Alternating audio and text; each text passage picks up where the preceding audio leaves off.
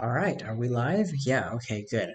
I just went through my Pantheon Seven Wonders Duel H2 tier list and found out that it wasn't actually recording. So I'm kind of not super happy with that, but it's okay because you're able to cut to the chase, and now I know exactly what I want to say, and that is this. You saw the structure for how I have S through D of the cards in the H2. Well, I'm going to make one slight change that's going to change it all. Boom. All right. So that's the change. That's actually all you need to pay attention to for the Pantheon expansion. It just moves all the science cards up. I have seen people in the 500 levels try for a strategy of grabbing a lot of these other cards, but I'd say A through D, you can just discard all of those and grab the science that you need to win for your science victory. So maybe this is the science card you need. Boom, that's how your tier list goes.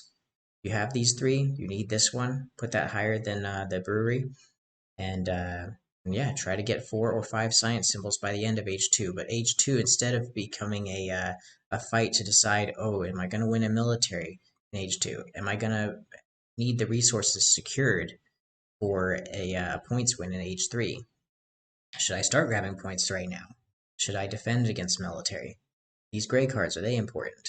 Nah, you just look at the science cards and keep yourself alive. Maybe grab some of these military cards if your opponent starts pushing in military. But don't you push in military unless you see that they are going to have a science edge. And if they're going to win in science, then sure, yeah, you'll grab these 3 military cards. Um, but in general, yeah, in fact, I think the wall, maybe you have stone reserve, and so the wall becomes great because it's only 2 coins, and you build that to block your opponent from using their military cards against you. Because if you have a 2 push on them, they're not going to be able to push you very far uh, away. But don't be winning in military. Just they push you 2, you push them 2.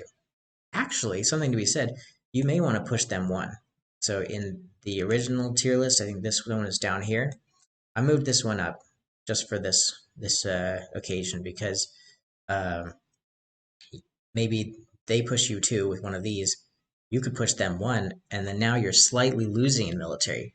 Why is that a good thing? Because you'll start in age 3, and maybe uh, you know, Seven Wonders Duel, one of the rules is 3 cards are removed randomly and secretly and put into the game box at every single age. What if the one science you need is only has 1 copy in age 3 and it's at the very bottom of the structure? Those 2 cards at the very bottom.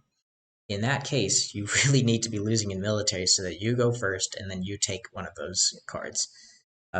If not, then you are reliant on hoping that the card you need is one of the face down cards, and it might not be.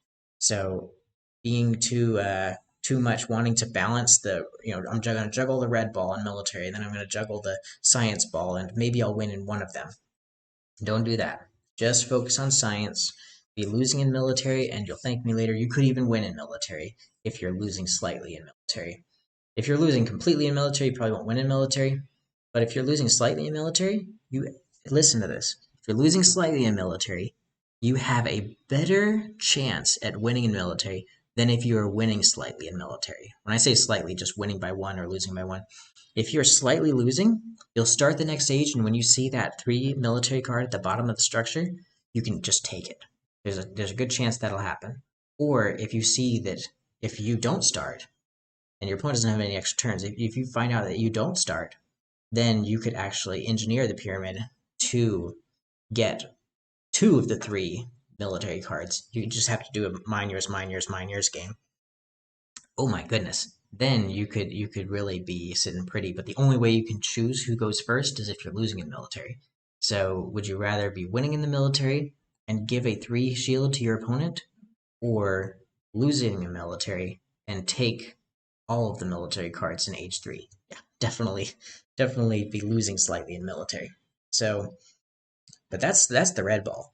Your main ball, and 60% of my wins and probably 50% of my wins against my peers would probably be in science, and most of their wins against me are going to be in science as well. So when you're playing the Pantheon expansion, you just gotta grab those science cards. So I'll move this one back so you understand, though, that if this is the one you need, put that one ahead of Brewery. But other than that, this is the ranking that I order it.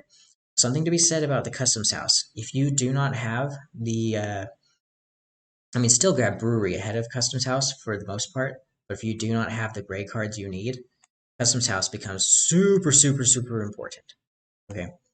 Um, but yeah, so that is how we're looking at the H2 cards in Seven Wonders Duel with the Pantheon expansion.